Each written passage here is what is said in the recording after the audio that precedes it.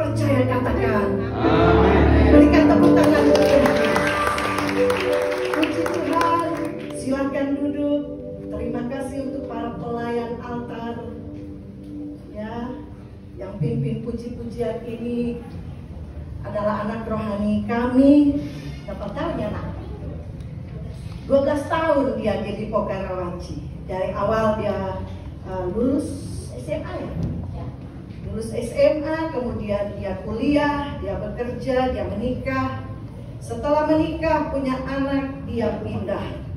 Pindah bukan karena ada masalah, tetapi karena ingin memiliki rumah.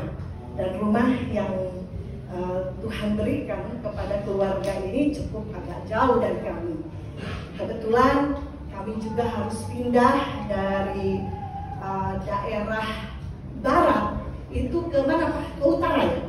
Ke utara. Jadi dari gereja lama atau dari tempat ibadah lama ke tempat yang baru itu kira-kira juga 7-8 kilometer. Jadi lebih menjauh lagi. Jadi mereka akhirnya pamitan daripada berdosa kesiangan melulu katanya. Jadi izinkan kami untuk bisa beribadah di tempat lain, dan puji Tuhan mereka beribadah dengan setia di tempat ini. Terima kasih Bapak Uce beserta Ibu Gembala, semua anak-anak Tuhan di tempat ini yang welcome ya. Tuhan Yesus memberkati. Dan saat ini saudara, kita langsung saja, ini ngomong langsung siapa sih gitu kan ya. Kali ini kali pertama, tapi sebenarnya saya nggak kali pertama datang ke tempat ini saudara. Sudah berkali-kali karena kami sempat satu wilayah dengan Bapak Uce. Jadi kami ada di Lipo Karawaci, jadi tepatnya pelayanan kami sekeluarga. Coba bangkit berdiri. Ini suami saya, ini anak saya yang paling besar, yang cowok paling kecil ya. Tuhan Yesus memberkati. Dan saudara, memang sudah menjadi kebiasaan dari tahun ke tahun di tempat kami beribadah itu tanggal 25 ditiadakan. Bukan ditiadakan karena apa-apa, tetapi karena memang kami sudah dari awal pamit ke jemaat. Waktu itu saya dengan suami selalu pulang ke Klaten karena suami saya orang Klaten dan beliau juga anak gembala di sana. Mumpung ibunya masih ada, jadi kami berharap bisa kumpul keluarga gitu kan. Dan sampai hari ini puji Tuhan ibu mertua kami masih ada. Dan kalau kami hari ini tidak pergi ke Klaten karena tempat ibadah masih sedang direnovasi, khususnya bagian pastoring. Jadi tidak bisa hinap lah istilahnya begitu ya. Dan tahun lalu kebetulan juga ada undangan dari Kalimantan. Jadi selama 10 hari kami ada di Kalimantan. Jadi memang sudah direncanakan Tuhan, sudah menjadi kehendak Tuhan. Kami boleh menginjak satu pulau yang besar, itu menjadi doa kami. Dan tahun ini juga kami sudah ke Kalimantan 10 hari juga. Tapi kalau tahun lalu diundangnya pas tanggal 21, jadi sampai tanggal 28 atau 29 kami baru pulang. Tapi kemarin tanggal 12 sudah berangkat, tanggal berapa kita pulang Pak? 22 ya, tanggal 22 kami sudah pulang lagi. Jadi pas 10 hari ya. Dan kalau hari ini kami ada, kami percaya semuanya karena kasih dan kemurahan Tuhan. Amin. Bukan karena kebetulan. Orang Kristen tidak percaya kata kebetulan. Saudara, kebetulan. Ya. Di dalam Tuhan hanya ada kebenaran. Amen. Yang percaya, katakan amin. Amin. Ya, nama saya Ane Agustina, tapi seringkali dipanggil Ane Pramudito. Kenapa? Karena suami saya namanya Filemon Pramudito. Jadi saya sering dipanggil Ane Pramudito. Amin. Jadi mari kita langsung aja pelayanan kami di Lipo Karawaci. Kita buka di dalam 2 Timotius, bisa ditayangkan. Seperti yang sudah saya juga bagikan kepada gembala di tempat ini. Katanya mau bikin flyer, ternyata udah ada dia di depan sana. Haleluya.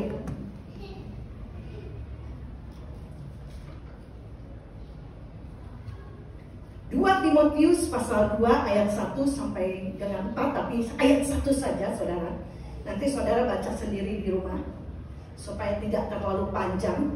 Natal kita kiranya menjadi Natal yang penuh dengan sukacita ya. Baca Alkitab itu di rumah aja.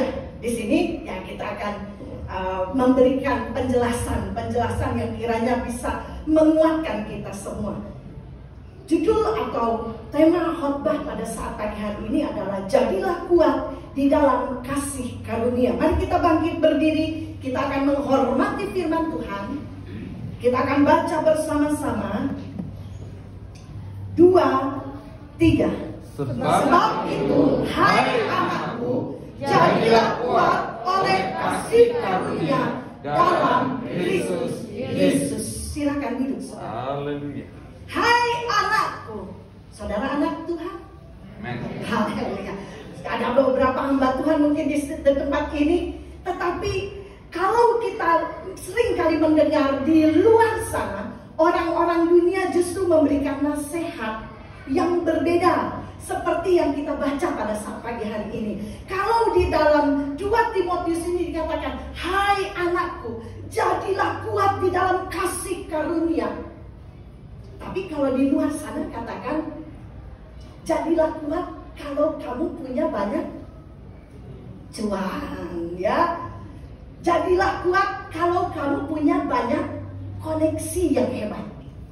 Jadi kuat kalau kamu punya pangkat yang tinggi. Setuju? Itu orang dunia. Tetapi Paulus katakan, untuk anak-anak Tuhan bukan hanya 2000 tahun yang lalu, tapi sampai hari ini yang mengaku percaya kepada Yesus, jadilah kuat di dalam kasih karunia, yaitu di dalam Kristus Yesus. Amen. Apa itu kasih karunia? Apa untungnya kalau kita kuat di dalam kasih karunia? Oh, untung banget saudara. Mari kita baca di dalam, kita buka bersama-sama di dalam Yohanes pasal 3 ayat yang ke-16. Tapi sebelum kita baca, biar ditayangkan dulu, saudara harus ngerti dulu, apa itu kasih karunia? Kasih karunia adalah sesuatu yang tidak layak kita terima, tetapi Tuhan berikan cuma-cuma. Haleluya. Sekali lagi, apa itu kasih karunia? Sesuatu yang tidak layak kita terima, tetapi Tuhan berikan secara cuma-cuma, alias gratis. Yuk kita baca dulu Yohanes pasal 3 ayat 16. Karena begitu besar kasih Allah akan dunia ini, sehingga Ia telah mengaruniakan anaknya yang tunggal, supaya setiap orang yang percaya kepadanya tidak binasa, melainkan beroleh hidup yang kekal. Jadi kalau saudara dengar kata anugerah, kasih karunia itu sama saudara. Artinya ya, sesuatu yang tidak layak kita terima tetapi Tuhan berikan secara cuma-cuma, yaitu Tuhan Yesus Kristus. Hadiah Natal yang luar biasa, yang saat ini kita sudah terima, yang Tuhan sudah berikan secara cuma-cuma, itu pertahankan saudara. Kata cuma-cuma, gratis bukan berarti murahan. Setuju? Jangan saudara pikir, oh cuma-cuma kok. Makanya banyak orang ke gereja asal-asalan, nyanyi asal, menyembah asal, doa asal, baca Alkitab asal, semuanya asal-asalan. Kenapa? Kalau pengertiannya kasih karunia itu diberikan secara cuma gratisan kok. Gratisan di luar sana memang murahan, tapi gratisan yang Tuhan berikan kepada kita itu mahal harganya.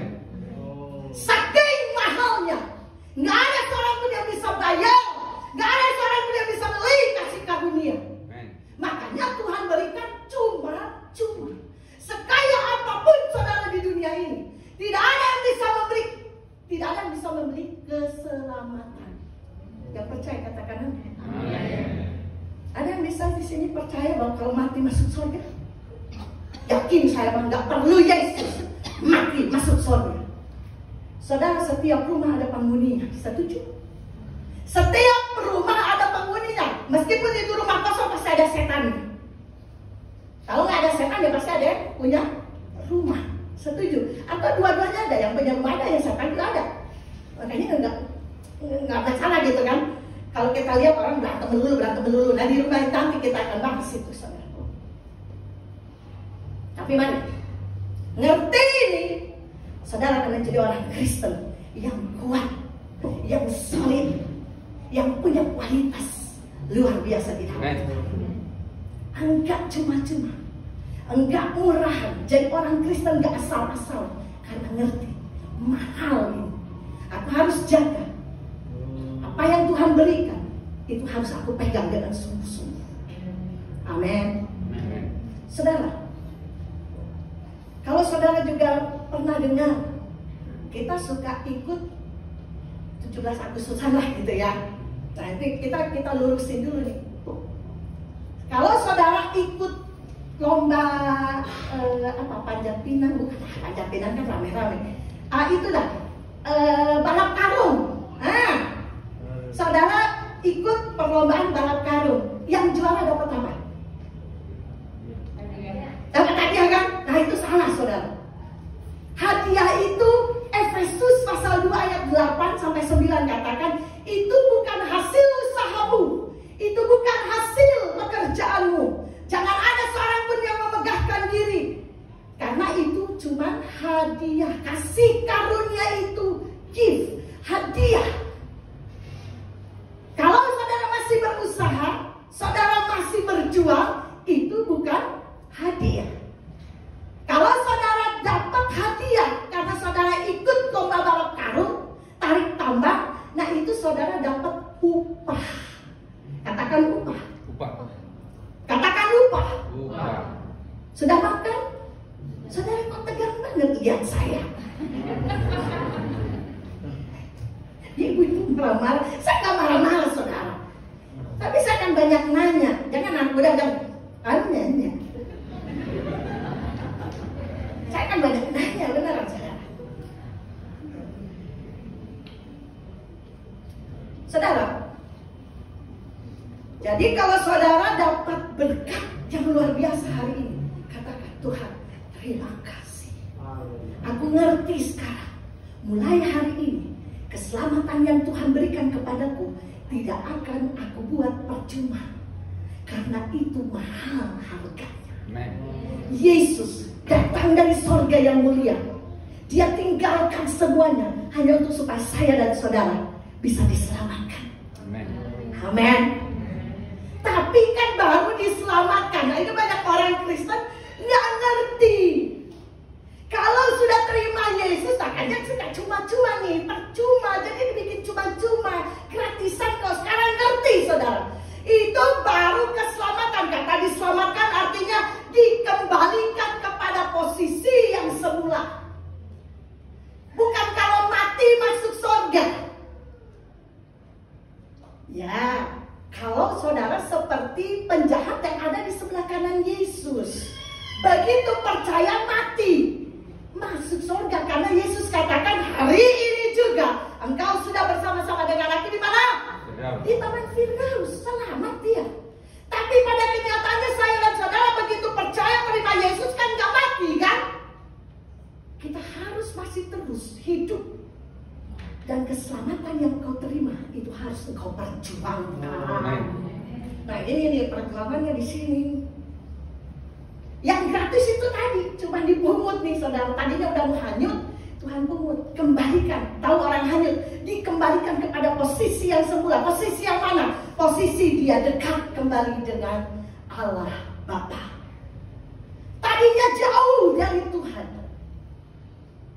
Halo, begitu Adam dan Hawa jatuh ke dalam dosa, dikatakan dosa membuat kehidupan moralitas manusia semakin merosot, menjauh, dan sudah menjadi musuhnya Tuhan, musuhnya Allah Bapa. Tetapi oleh karena kasih karunia, Tuhan ambil, yaitu lewat Tuhan Yesus Kristus, kita diselamatkan. Supaya kita kembali ada dekat dengan Bapa. Nah, ketika kita sudah kembali di dekat Bapa ini, kenapa? Makanya kita harus kuat di dalam kasih karunia. Kalau saudara ingin selamat sampai masuk surga, ingat setiap rumah ada penghuninya. Ada yang punya, ibu bapak. Kalau ada yang ujuk-ujuk, tahu ujuk-ujuk? You know ujuk-ujuk? Tiba-tiba ada yang nyelonong masuk, terus masuk ke tempat bapak, tiduran lagi di ranjangmu yang empuk itu. Apa kalau bapak? Maaf pak, gimana bapak perasaannya? Siapa elu? Kan gitu. Kita aja manusia yang berdosa, pilih-pilih orang dong masuk ke rumah kita. Setuju? Sorga siapa yang punya? Sorga siapa yang punya? Jawab. Kamu nanya, tanya lagi. Gua bilang gua nanya. Sorga itu pun janji Yesus. Jangan sembarangan. Wah, kalau nanti masuk sorga kata siapa? Ada ayatnya enggak? Kalau kata saya juga, kalau seperti pejalan di sebelah kanan Yesus. Tapi kita masih hidup, mari kita perjuangkan kasih karunia yang Tuhan berikan buat kita, supaya kita bisa sama-sama ketika di mana Yesus berada, di situ aku pun berada. Supaya kita ini layak masuk surga. Makanya harus kuat di dalam kasih karunia. Kenapa sih tetap harus kuat di dalam kasih karunia? Ya kita ya baca bersama-sama di dalam Yohanes 15 ayat yang ke-5 aja.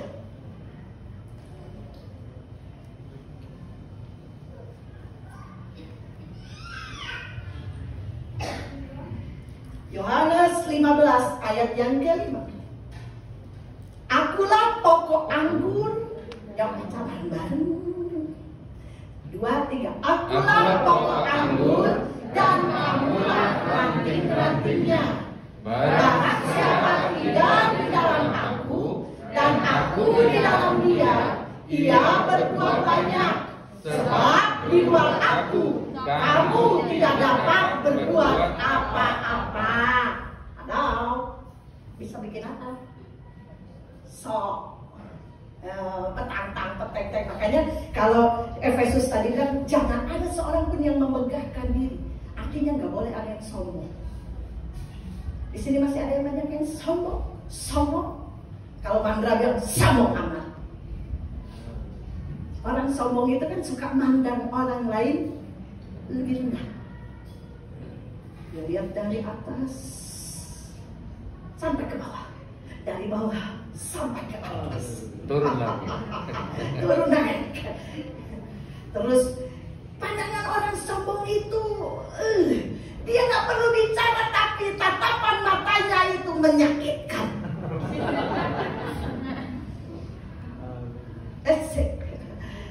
Doanya Tuhan, tambahkan jiwa-jiwa.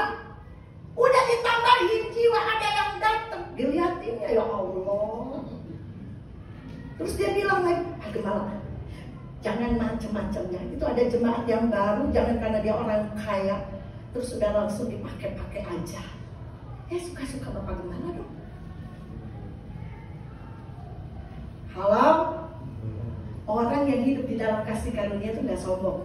Kata bilang sebelah kiri kanannya, nggak sombong. Jangan sombong. Berani sombong, nggak masuk surga. Berani macam-macam, nggak masuk surga. Tapi saya nggak mau khotbah itu. Yang ini aja balik lagi. Kenapa kita harus kuat di dalam kasih karunia? Karena yang pertama, kita nggak bisa bikin apa-apa. Tapi kalau kita di dalam Yesus, artinya kita bisa berbuat apa saja. Amen. Yang percaya katakan Amen. Saudara, kalau orang bilang, Bu, kok ibu bisa langsung khotbah kayak gitu? Enggak, kata siapa? Saudara pikir bisa langsung ngomong panjang lebar dengan penuh percaya diri? Ini tanpa persiapan. Ini tanpa proses dengan proses. Semuanya itu selalu ada prosesnya. Dan kalau saudara mau mengikuti prosesnya Tuhan, saudara akan menjadi orang yang luar biasa. Amen. Dan poin yang pertama dia saudara, sebenarnya kenapa kita harus kuat di dalam kasih karunia? Karena hidup ini tidak sesuai dengan harapan. Bilang sama diri sendiri, hidup ini tidak sesuai dengan harapan. Pernah saudara beli online? Nggak tahu ibu-ibu. Kemarin anak saya bu, emang lihat deh, cakep. Saya di Kalimantan, cakep ya, cakep. Cici mau dong. Berapa Ci? 250.000 doang mah. Saya langsung transfer. Beli Ci, baju Natal dari mama. Wih, dia langsung beli. Nyampe, mah kok gini?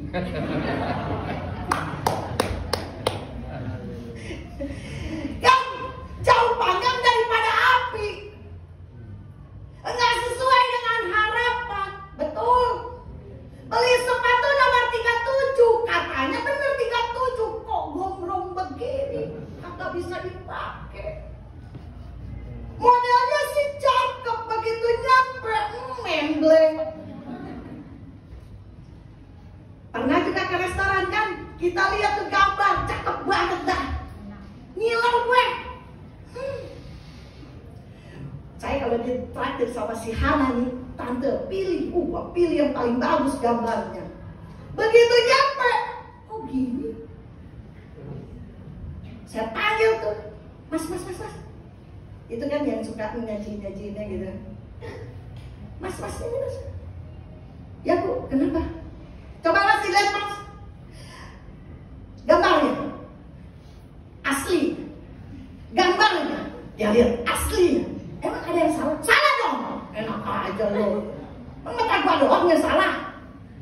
Salahnya di mana bu? Ya lihat dong. Aduh mas, ganteng-ganteng ngopi cek toh ya. Itu loh, itu zaman dulu saya waktu belum bertobat. Sekarang, Yesus kan ingat firman Tuhan. Jangan cuma pinter khotbah dong ya. Nah hidup ini tidak sesuai dengan harapan. Jangankan tukang makanan yang ada di restoran, itu anggot saja saya ajak berantem saudara. Saudara, terus saya bilang, mas, itu lo lihat dulu gitu. Iya saya udah lihat bu. Apanya yang salah? Ya salah dong mas. Gambarnya bagus. Kok tampilannya datangnya kayak begini? Aku nggak ngiler jadinya. Gini ya bu ya. Coba ibu lihat ke sana. Terus coba lihat. Ya oke. Okay? Ya jadi ibu makannya sambil lihat ke sana. Pintar. Tapi dengar saudara, memang hidup ini tidak sesuai dengan harapan. Maunya sembuh kok sakit. Setuju? Maunya jadi orang kaya kok miskin. Maunya kok pengennya dapat suami yang romantis. Kok dapetnya model kayak gitu? Udah jadi curhat dan mulai. Bu, memang hidup ini tidak sesuai dengan harapan. Saya kurang lengkap berdoanya. Waktu saya dipanggil sama mami saya, nah, kita udah umur waktu itu sama 27 tahun belum nikah. Ada yang di sini udah 27 tahun belum nikah? Halo. Tenang. Mami saya tanya, nah sini. Anak wanita perempuan satu-satunya cuma kamu. Sama teh laki-laki. Dan saya bukan orang Manado, saya orang Sunda.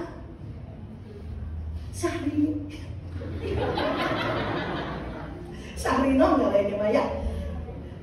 Saudara, waktu mami saya bilang ini, nah, kalau kata mami ya, kalau orang Tayang ke Jakarta dapetin orang Jakarta. Kalau lu ke Bandung dapetin orang Bandung. Betul ibu-ibu? Oh, ibu-ibu dapetnya di mana? Cilok ya. Cinta lokasi. Ya biasa kan banyak kan gitu. Di mana kalau ke Medan dapetin orang Medan katanya gitu.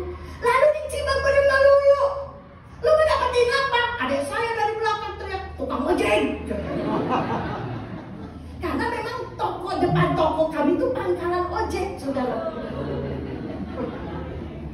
bilang, Tuhan Yesus memang cinta segala bangsa.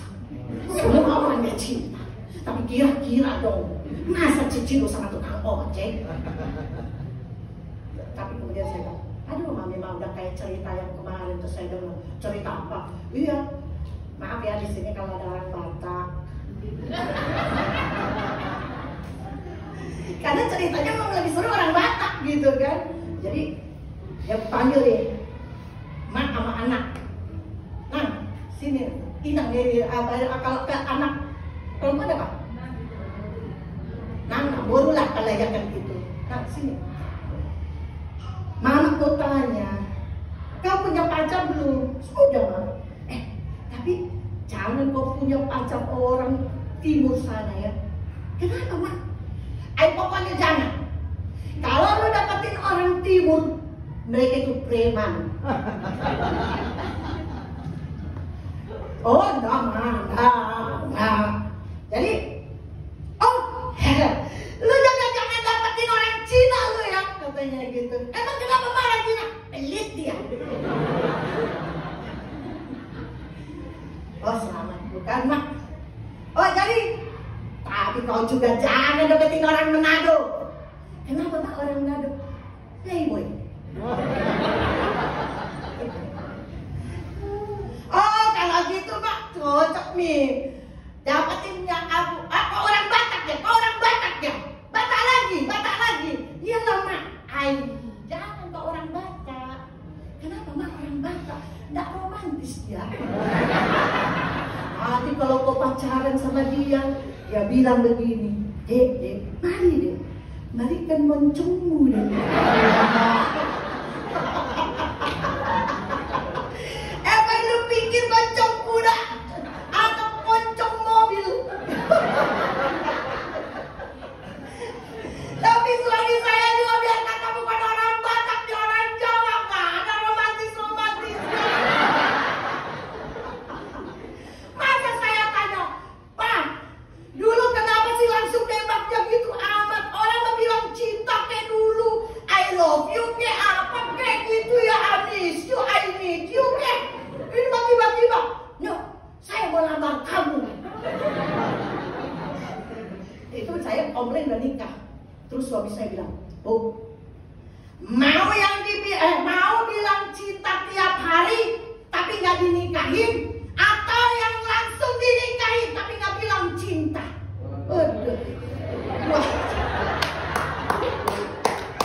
Gua sih maunya dua-duanya bilang cinta juga dinikahin, bener nggak ibu-ibu? Perempuan mah sukanya kan pakai perasaan. Pak, kasihan di perempuan tuh apa-apa pakai perasaan. Tapi mari, bapak-bapak juga jangan terlalu pakai logika. Apa-apa logika, makanya nggak punya perasaan.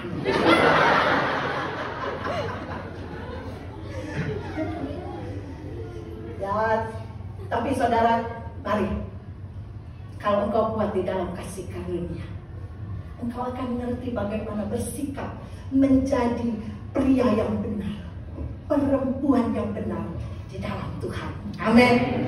Kalau saya ceritain kan jadi seminar saudara ya, pengen nyeritain banyak hal sebenarnya. Saya ini dengan suami bisa suami saya jadi romantis loh ibu-ibu. Tapi boleh nggak sih agak panjang tapi nanti ini boleh nggak? Atau sudah saja? Ibu-ibu mau dapat tips nggak supaya suaminya romantis? Ini suami saya, saudara-saudara sekarang.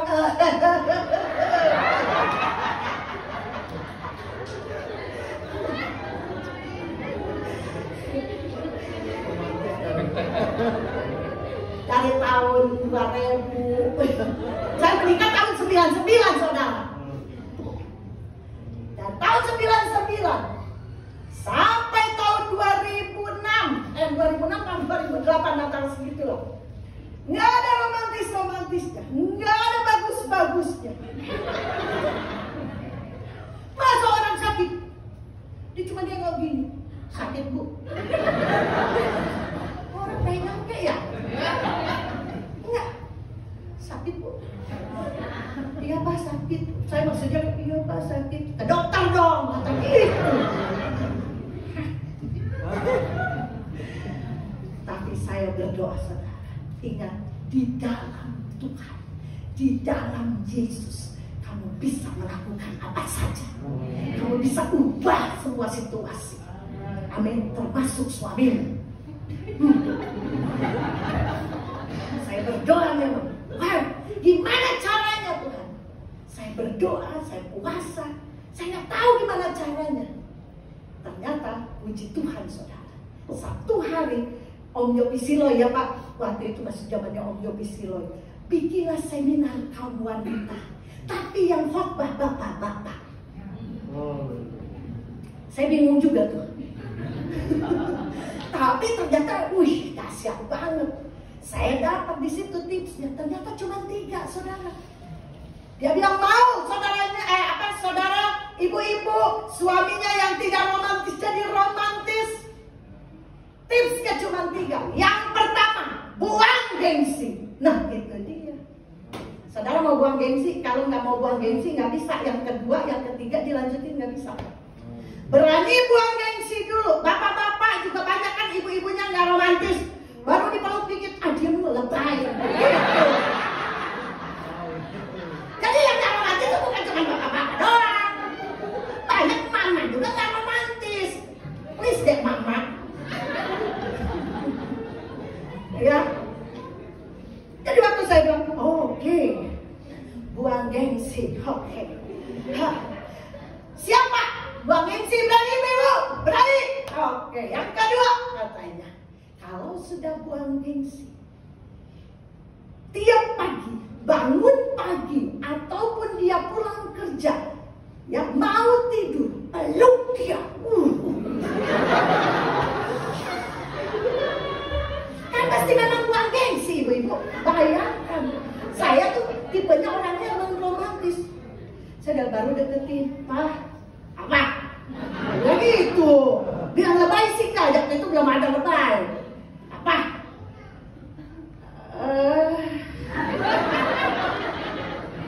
Tapi ingat, kan buang gengsi. Buang gengsi. Saya mulai dari mana? Bangun tidur, kan masih tiduran bareng-bareng. Saya peluk suami saya, meskipun dia berontak-ontak.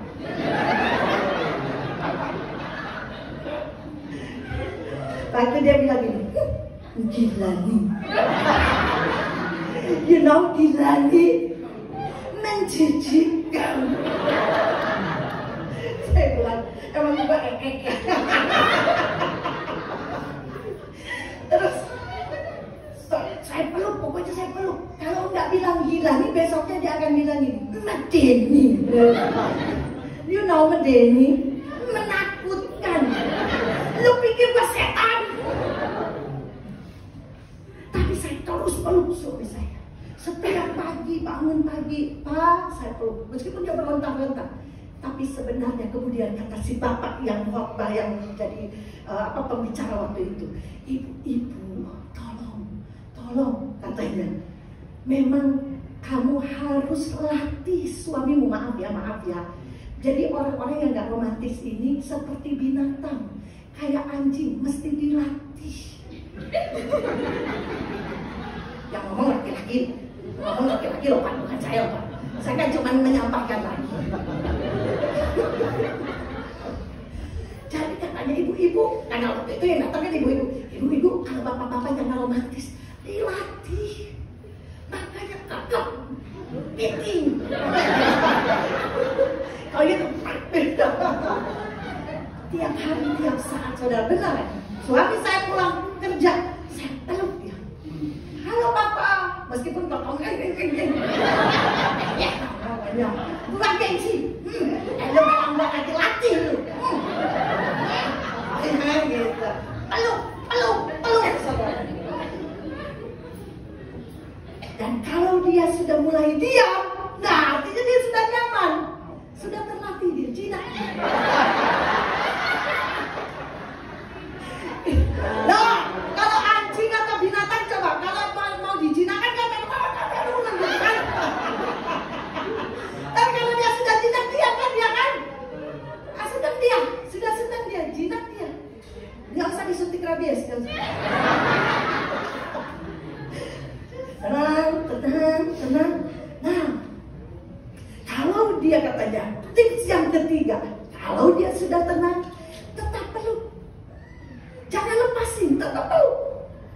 waktu saya peluk yang ketiga. Kalau suamimu balik meluk, wisih.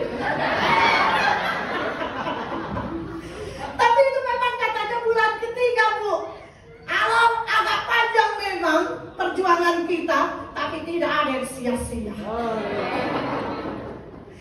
Waktu saya peluk dia, satu hari itu memang momen yang terindah. Suami saya peluk lagi. Disitulah tips yang ketiga kita lancarkan. Dan katakan kepada dia, sambil peluk dong, peluk. Dia peluk, kita peluk. Bisikkan di telinganya, agak kencang dikit. Atau bang, atau honey, atau apalah gitu kan. Aku suka banget dipeluk. Tapi itu saya lakukan, ibu-ibu, beneran. Dan tahu saudara, suami saudara nanti, termasuk nih contohnya suami saya, itu memang terekam di alam bawah sadarnya. Oh, istriku suka ya dipeluk. Ya ilaha illallah. Lu kemana aja? Dan puji Tuhan saudara, sampai hari ini, Bu, apa-apa, udah peluk belum? Peluk dulu, kagak peluk. Diam. Saya diam, peluk tadi. Karena sudah terlatih. Tapi kan belum cium, Bu. Tenang, sikat gigi dulu. Tapi itu saksinya anak-anak saya, saudara. Anak-anak saya sampai bingung, Mama kok nggak pernah dipeluk Papa, Mama kok nggak pernah dicium Papa, gitu ya. Yang gede nih yang suka ngomong. Kita berantem dulu ya. Ternyata cuman ketika ada orang yang mau buang gengsi. Orang yang mau buang gengsi artinya orang yang nggak sombong, amin. Mau rendah hati, tunduk. Apa kata firman Tuhan? Apa kata orang yang memang sudah berhasil? Dipraktekin aja kalau memang itu sesuai dengan firman Tuhan, amin. Nggak ada yang rugi, bilang, Bu, nggak ada yang rugi. Bilang dong di kanannya. Oke, ya. Capek ketawa melulu ya, Bu ya. Tapi saya kan bukan stand up komedi. Lanjut yang kedua, kenapa kita harus kuat di dalam kasih karunia? Selain karena hidup ini tidak sesuai dengan harapan, maka kita harus melekat kepada Tuhan yang hebat, supaya kita bisa melakukan dan meluruskan, supaya itu sesuai dengan apa yang kita rindukan. Amin. Yang kedua, karena hidup ini adalah perjuangan. Hidup ini adalah peperangan, saudara. Ingat, yang gratis itu keselamatan. Tapi untuk mengikut Yesus, kan diselamatkan artinya dikembalikan kepada posisi yang semula. Dan Tuhan memberikan kita free will, kebebasan untuk memilih. Ikut aku, follow me. Ikut aku, makanya akulah gembala yang baik. Kalau kamu ikut aku, kamu tidak akan kekurangan. Kamu tidak akan pernah kekurangan proteksi perlindungan. Tapi ketika kita diselamatkan, ada banyak orang Kristen semau gue kan. Ketika Tuhan bilang, mari ikut aku, tapi dia ikut kemauannya sendiri. Dia ambil arah yang lain. Ini yang menjadi permasalahan. Semua berjuangnya sama, masalahnya sama. Ikut Yesus, gak ikut Yesus, tetap ada masalah. Masalahnya sama, kesulitannya sama, beban beratnya sama. Ingat, ada dua dasar yang kata di dalam Matius. Banjir bandangnya sama, kerusakannya sama. Baik yang di dasarnya di batu karang atau dasarnya pasir, sama semua. Lalu apa bedanya? Bedanya kalau kita ikut Tuhan, ingat Tuhan bilang, aku berperang untuk kamu. Amin. Amin. Hidup ini memang perjuangan, saudara. Tapi banyak ibu-ibu, bapak-bapak kan berjuang nih. Di rumah nih perjuangan peperangan melulu ya, terjadi kan di mana-mana. Huru hara, anak saya yang cowok sempat bilang, aku nggak betah di rumah. Aku cuma dengan mama papa berantem dulu. Aku nggak betah di rumah. Tapi dari situ kami, Tuhan, siapa yang mau berubah? Siapa yang mau ambil keputusan untuk taat, melakukan, bahkan mengikuti jalannya Tuhan? Jangan gengsi, saudara. Gengsi tidak tidak membuahkan apa-apa. Gengsi tidak menghasilkan apa-apa. Tapi ketika kita tunduk kepada firman Tuhan, kita ikuti jalannya Tuhan, memang berat. Taat kepada firman Tuhan itu berat, tapi lebih berat lagi ketika kita menolak untuk taat kepada kebenaran firman Tuhan. Saya merasakannya. Taat kepada firman Tuhan itu berat, benar saudara. Tapi percayalah, ada kekuatan baru. Nah ini, ada Yesus yang akan menolong dan menopang kita. Kalian tidak sendirian. Ketika ada yang namanya jatuh, ada yang namanya kesusahan, ada banyak masalah, Tuhan tidak pernah tinggal diam. Untuk orang-orang yang mengikuti jalannya Tuhan, Tuhan menyertai. Immanuel. Amin. Kemenangan itu untuk saya dan saudara. Saya ini datang ke Lipo Karawaci tahun 99, hamil anak ini yang perempuan 7 bulan. Datang ke Lipo Karawaci cuma dengan modal 600.000. Saudara tahu kan Lipo Karawaci apa-apa mahal. Nggak ada yang namanya tukang dagang masuk ke klaster. Kita semua kayak diproyeksikan untuk datang ke mall, beli apa-apa di mall. Duit dari mana? Waktu itu siapa yang juga yang mau membiayai kami? GPDI kan tahu sendiri. Di mana ada BRI, di situ ada BNI, tapi BRI nggak bantu GPDI kan? Nggak ada, saudara. Tapi ketika kami memutuskan untuk hidup sesuai dengan kebenaran firman Tuhan, waktu itu saya masih ingat. Kemudian setelah berpisah, pemekaran dari Jawa Barat ke Banten, kemudian MD juga demikian. Saya masih ingat ketua wilayah, salah satunya adalah Bapak Ujenega. Waktu itu kami perpuluhan baru 75.000. 75.000, 100.000. Tapi kami bayar persepuluhan. Bukan cuma ngajar jemaat, ayo bayar persepuluhan, tapi gembalanya nggak bayar persepuluhan. Enggak, saudara. Kami sampai hari ini, siapapun MD-nya, kami sudah berkomitmen, saya akan bayar persepuluhan. Orang dunia bilang itu katanya pendeta matre, terserah. Mana ada ayatnya di kitab perjanjian baru? Ada di perjanjian lama. Kalau nggak percaya, yuk kita buka Maliaki pasal 3 ayat 10. Setuju ibu-ibu, bapak-bapak? Tapi banyak orang nggak suka bayar persepuluhan. Padahal disinilah kunci keberhasilan. Kalau kita taat, nah ini kunci keberhasilannya adalah taat. Salah satunya ketaatan melakukan firman Tuhan, yaitu bayar persepuluhan. Kalau kami ada hari ini di Lipo Karawaci, tetap eksis dari nggak punya apa-apa, saudara. Anak sekolahnya 2 gitu kan. Waktu saya bawa anak saya yang udah lahir, dia umur 4 bulan. Terus ngobrol-ngobrol kita dengan orang di Lipo Karawaci. Tahu kan songong-songong, Cina-Cina itulah. Woi buat Cina tapi jangan songong gitu kan. Terus dia tanya, Bu, kalau ibu nanti anaknya mau sekolah di mana? Kan kalau yang lain pada ada ngobrol-ngobrol. Oh saya nanti anaknya mau di Dian Harapan, nanti di SPH, Sekolah Pelita Harapan yang pakai dolar itu loh, katanya gitu kan. Terus ada bapak-bapak nyamperin saya, Bu, kalau ibu anaknya nanti mau disekolahin di mana? Saya bingung, saudara. Anak saya baru umur 4 bulan. Sekolah di mana ya? Saya nggak gitu. Bingung saya. Terus, oh dia yang tanya, dia yang jawab sendiri. Untung belum ada ya, kamu nanya. Saya bilang, dia bilang, oh ya, saya tahu Bu. Nanti ibu mah anaknya di sekolah di belakang tembok Lipo. Ah, emang di belakang tembok Lipo ada sekolahan? Saya tanya suami saya pulang kan, Pak, emang di belakang tembok Lipo ada sekolahan? Ada Bu. Besoknya kita jalan kaki, karena memang kita belum punya apa-apa kan, jalan kaki.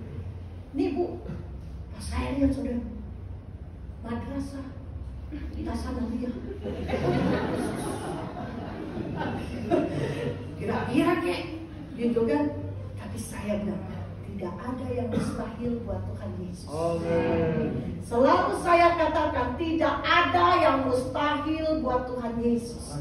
Saya klaim janji Tuhan. Ingat, yang gratis itu keselamatan. Tapi untuk menikmati janji-janji Tuhan, kalian harus bayar harganya. Lakukan hukum-hukumnya Tuhan. Salah satunya bayar persepuluhan. Maka janji Tuhan yang mana yang akan kalian nikmati? Saya nikmati, saudara. Tuhan akan membukakan tingkap-tingkap langit. Tuhan akan mencurahkan segala berkat kasih kemurahan Allah. Itu ada ayatnya. Langit Tuhan bukakan, apalagi cuma buka pintu-pintu ke apa itu. Mau pintu jodoh kok, mau pintu pekerjaan kek, mau pintu apa kek, Tuhan pasti buka. Amin. Itu kami rasakan. Saya cuma bayar persepuluhan.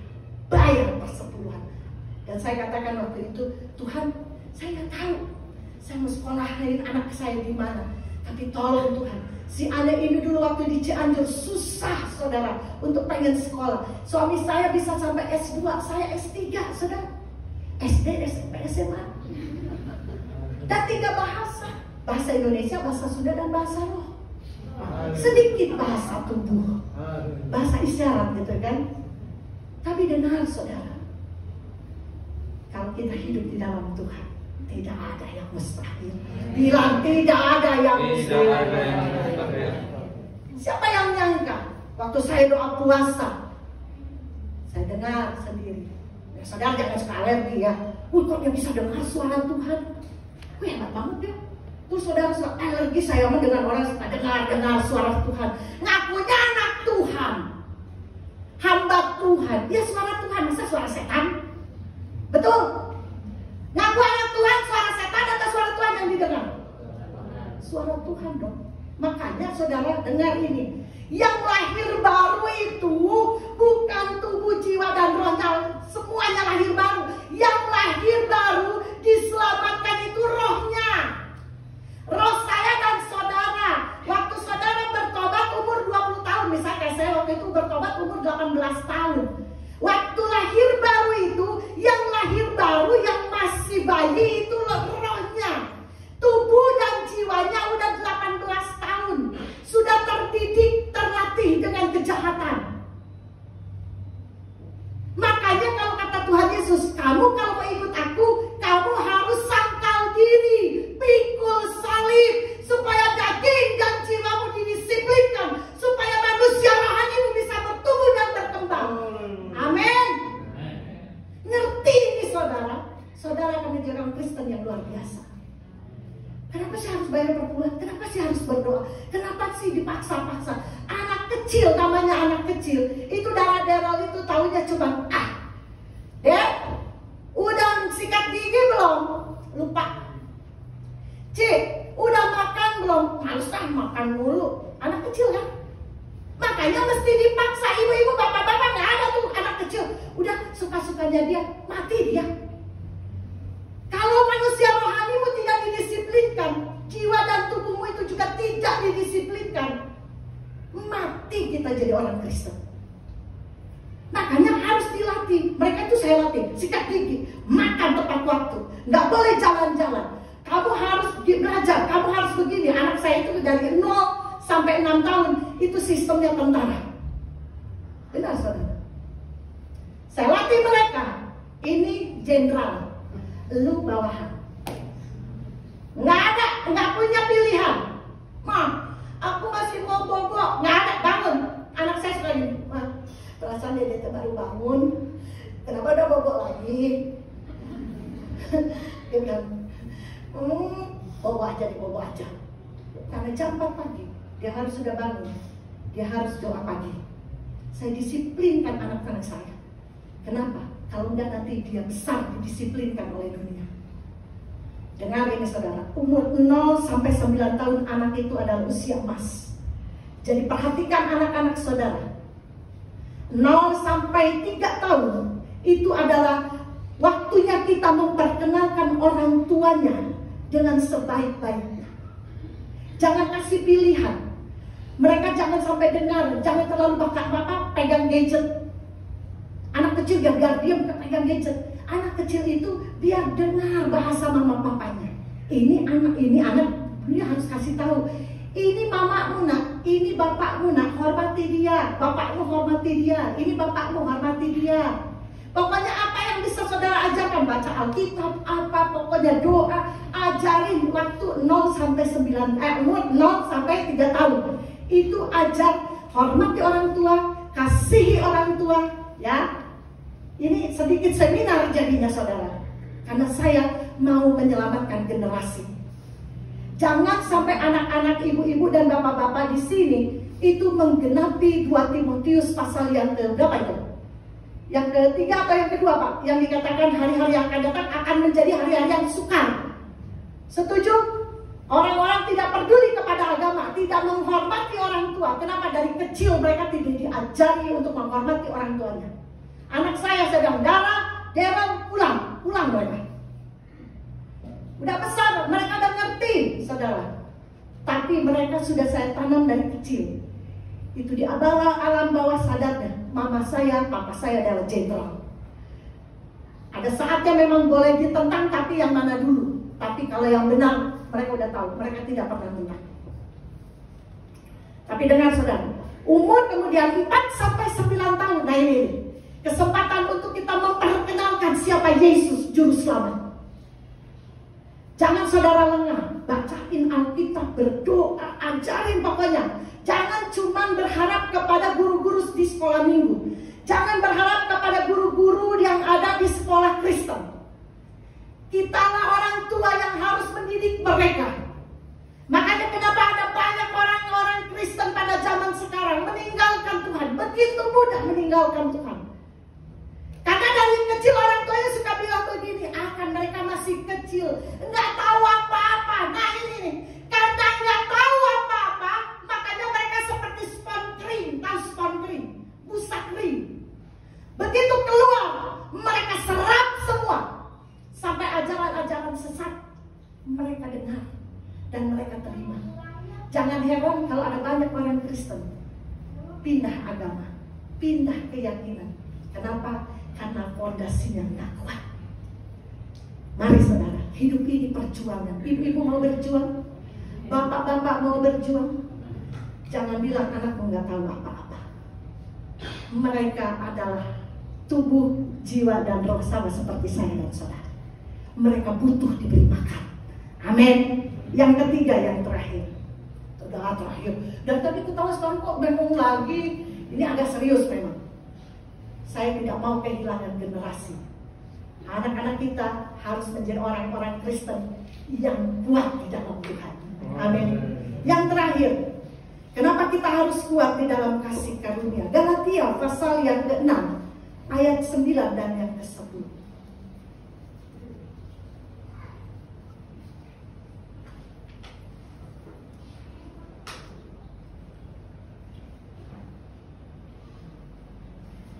Kita baca bersama-sama, 2, 3. Janganlah kita jemu-jemu berbuat baik, karena apabila sudah datang waktunya, kita akan menuai.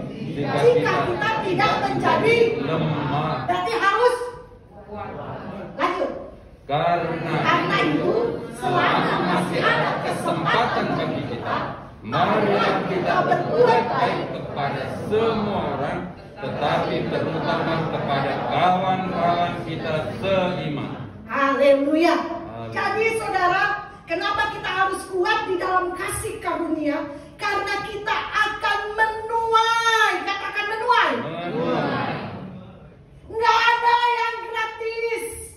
Tuhan pandang apapun yang kita kerjakan, itu Dia akan bayar semua. Tidak ada yang sia-sia di dalam Tuhan. Doamu, penyembahanmu, pelayananmu. Apa saudara? Apa yang saudara sudah lakukan untuk Tuhan? Terutama untuk orang-orang di sekitar kita. Tahun lalu saya ke Kalimantan. Saya ke Kalimantan, saya katakan, saya nggak pernah minta-minta pelayanan. Sampai hari ini, Waktu Hana juga bilang, tante mau kemana-mana, diundang-undang, kenapa nggak mau ke tempat kami? Lah, tante makan tunggu gimana diundangnya. Nggak ada tante langsung, Pak Uce, meskipun saya kenal Pak Uce, undang saya dong, nggak ada saudara. Nggak ada yang bisik-bisik, dalam diri kami itu pantang saudara. Makanya kami hidup di Lipo Karawaci itu biar bisa sampai hari ini kuat.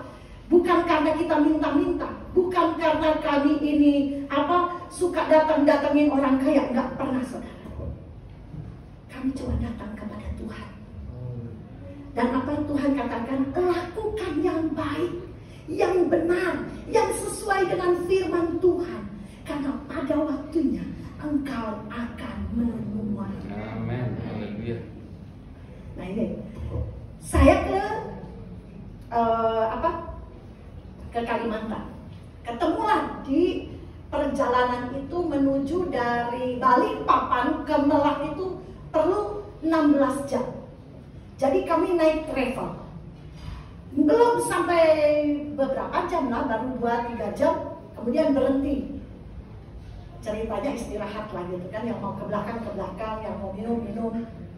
Kemudian karena itu toko, jadi saya lihat ada satu bapak dari Jepara katanya, badannya kecil. Dia baru kali ini juga katanya datang ke Kalimantan. Kemudian saya lihat dia ambil 2 aqua, dia ambil juga 2 roti. Lalu Roh Kudus bilang begini, Ana, bayarin. Oke. Saya nggak kenal. Saya bayarin. Saya bilang, Pak, nanti saya bayar. Oh, beneran Bu? Iya, saya bayar. Singkat cerita, sampailah kita di Merak. Sampai di Merak, kita udah ambil makanan, ambil minum, makan gitu kan, ngobrol-ngobrol.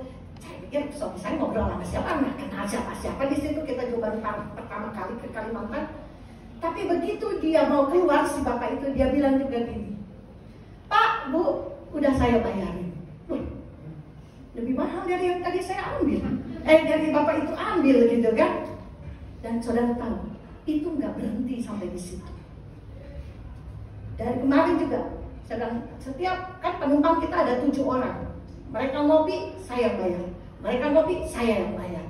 Bagian saya ambil yang mahal. Tante, tenang aja, saya yang bayar. Apa yang kau tabur, itu yang kau tuai. Saudara, memang ada yang langsung, ada yang enggak. Tapi percayalah, apa yang kau tabur, pastinya selalu akan menuai.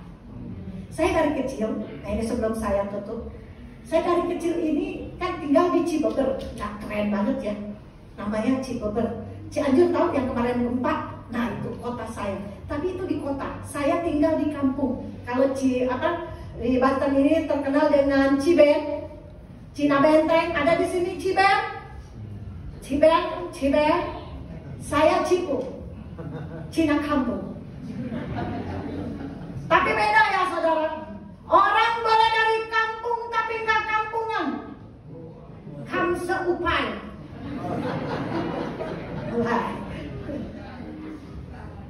Orang kampungan itu suka buang sampah sembarangan.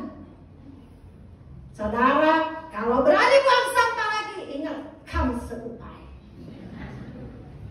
Pipis sembarangan. Aduh, kalau gimana bapak-bapak? Ini.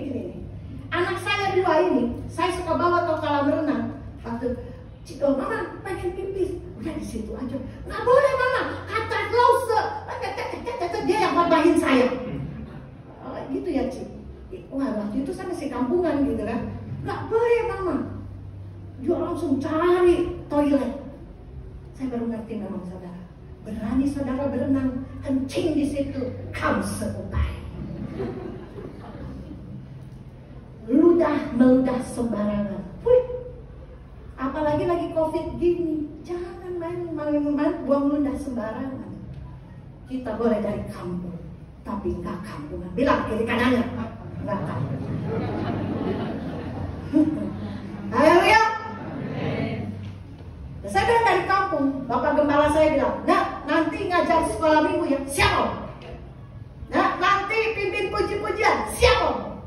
Itu baru kelas 2 SMA, belum bertobat saudara. Tapi saya tahu bahwa apa yang diperintahkan Bapak Gembala itu benar. Saya katakan, siap Om, tanpa ngerti, nggak ngerti saudara. Yang saya cuma tahu itu baik. Dan saya bisa menyita waktu, benar. Sampai nanti katanya kalau anak sekolah minggu ini antar jemput ya. Oke. Kalau saya punya uang, saya bisa pulang naik angkot. Kalau nggak punya uang, saya akan jalan kaki, saya antar satu-satu anak itu ke rumahnya masing-masing. Singkat cerita, apabila apa aja pokoknya Bapak Gembala suruh saya pindah ke gereja mana aja, apa saja Bapak Gembala suruh, kalau itu benar, itu bisa saya lakukan, saya selalu katakan siap Om. Sibuk-sibuklah untuk Tuhan. Satu kali waktu kita butuh pertolongan yang hebat, Tuhan akan sibuk-sibuk menolong saya dan saudara. Berikan tepuk tangan kita. Pesan terakhir ini, sibuk-sibuklah untuk Tuhan. Saya nggak pernah nyari sekolah saudara. Anak saya 2 sekolah di Sekolah Harapan Bangsa. SPP terakhir anak saya yang perempuan 3.750.000. Sombong, nggak sombong, saya bermegah di dalam Tuhan. Tiap bulan, yang kecil ini dia masuk Cambridge, sedang dia masuk Cambridge, 6 juta 1 bulan. Uang gedungnya di atas 60 juta. Siapa yang bayar? Tuhan yang bayar. Ngapain aja si Anu? Si Anu nggak ngapa-ngapain. Dia cuma sibuk melayani Tuhan. Saudara, tua kaya itu biasa, setuju? Tua kaya itu biasa, setuju? Muda kaya itu luar biasa, setuju? Tapi kalau udah tua nggak kaya-kaya, waktu muda lu ngapain aja? Pertanyaannya, wow. Belum ngerti, kamu nanya, oke, balik. Tua kaya, kalau udah tua jadi orang kaya itu biasa. Tapi kalau orang muda jadi orang kaya, luar biasa, masih muda udah kaya, sultan. Tapi lebih luar biasa lagi itu, udah tua nggak kaya-kaya, lagi muda lu ngapain aja? Pikir, kata Cak Lontong. Pikir, sibuk-sibuklah. Kita nggak perlu jadi orang kaya, cuma kita butuh pertolongan Tuhan. Amen. Jadi orang pas-pasan, kami ini orang pas-pasan, pas butuh pas ada. Ya, kami mau ke Kalimantan nggak punya uang. Anak saya mau bayar saya, Mama percaya dong, kalau dari Tuhan pasti Tuhan sediakan. Semangat Mama, wih semangat sih. Oh, emang sekarang kita ikut saling menguatkan ini. Kadang ibu gembala ini harus dikhotbahin sama anaknya. Percaya Ci, percaya. Dan benar saudara, ada aja yang ngirim, ada aja yang ngirim. Saya kalau mau cerita saudara banyak banget. 5 kaset bolak-balik gak akan cukup kesaksian kami, benar. Yang gede ini kuliah di UPH, uang papa habis. Apa habis? Enggak. Tuhan kaya, kita hebat. Amin. Untuk orang yang melakukan firman Tuhan, sibuk-sibuklah, jangan jemu-jemu. Nah itu kan jangan jemu-jemu, jangan lelah, jangan menyerah. Sibuklah untuk Tuhan, jangan sampai lemah, tetap kuat di dalam Tuhan, karena engkau akan menuai apa yang sudah kau tahu. Puji Tuhan. Firman Tuhan tidak saya panjangkan, tapi kalau mau dengar lagi kesaksian, next time. Nggak habis-habis, akan habis-habis ini. Tapi selamat datang, Tuhan Yesus memberkati.